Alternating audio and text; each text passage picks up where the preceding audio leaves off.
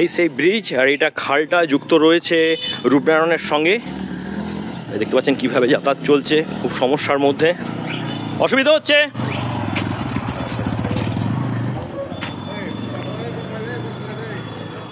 ভিডিওটা করতে করতে বন্দর আরামবাগ বাস এই মুহূর্তে এই বটতলার সামনে চলে এলো। আর যেহেতু এই অঞ্চলটা দুটো জেলারই, পশ্চিম মেদিনীপুর এবং হুগলি, দুটো জেলারই প্রান্ত ভাগের খুব কাছাকাছি, তো আঞ্চলিক উন্নয়নগুলো কিন্তু দরকার। ঘাটাল থেকে আরামবাগ কিংবা আরামবাগ থেকে ঘাটাল যাওয়ার সবথেকে শর্টেস্ট রুট রূপনারায়ণ পেরিয়ে এই বন্দরের উপর দিয়ে যাতায়াতের রাস্তাটা কিন্তু দীর্ঘকাল ধরে দেখতে পাচ্ছেন এই অবস্থায় পড়ে রয়েছে। তো সকলেরই কিন্তু ডিমান্ড রয়েছে, দাবি রয়েছে যেন ব্রিজটা তাড়াতাড়ি হয়। তো বন্ধুরা, একটা নতুন সকাল এবং যেটা বলার, অনেক দিন পর, প্রায় 6 মাস পর বন্দর বাস স্ট্যান্ড এবং ব্রিজ নিয়ে এই ভিডিওটা করছি। আশা করি বেশ কিছু গুরুত্বপূর্ণ ইনফরমেশন পাবেন।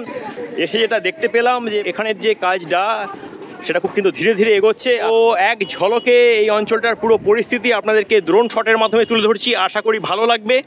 আর কে কে ধান্যঘড়ি বন্দর কাগনান থেকে আছেন অবশ্যই একটু কমেন্টে জানিয়ে যাবেন।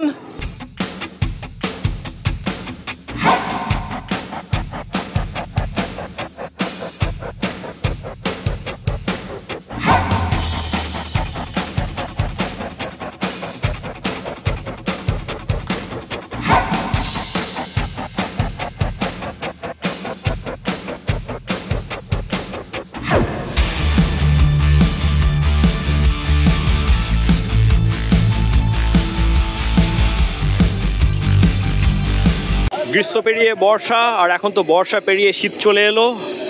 রয়েছি ধান্যঘড়িতে, অনেকে বন্দর বলে। আর দেখতে পাচ্ছেন সেই যাতায়াত আগের অবস্থাতেই রয়েছে। এপাশ দিয়েও একটা বাইপাস রাস্তা করা হয়েছে। তো সেই গাড়িগুলো মানে আরামবাগ থেকে 24 নম্বর রুটের গাড়ি এখান থেকে প্রায় হাফ কিলোমিটার আগেই রয়ে যাচ্ছে। আমি দেখিয়ে দিই পুরো অঞ্চলটার পরিবেশ পরিস্থিতি, প্রায় একই রকম দেখতে গেলে। এই হচ্ছে বন্দর বাস স্ট্যান্ড, আর এখানে টোটোগুলো রয়েছে। 2001 সালের ভয়াবহ বন্যায় যে ক্ষত হয়েছিল তৈরি, তা কিন্তু এখনও মেলালো না। এখনও কিন্তু অনেক কাজই বাকি রয়েছে, বিশেষ করে বাস স্ট্যান্ডটা নির্মাণ কার্য এখনও সময় লাগবে, যেটা বুঝতে পারলাম।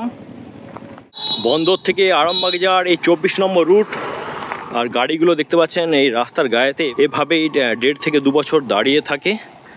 আর এখান থেকে বন্দর বাস স্ট্যান্ড আরও হাফ কিলোমিটার আপনাদেরকে হেঁটে যেতে হবে। শুধু এই অঞ্চল না, আমাদের ঘাটালেরও কিন্তু বহু মানুষ এ পাশ দিয়ে যাতায়াত করেন। দুটো জেলার মানুষেরই কিন্তু এই মুহূর্তে সমস্যার মধ্যে পড়তে হচ্ছে।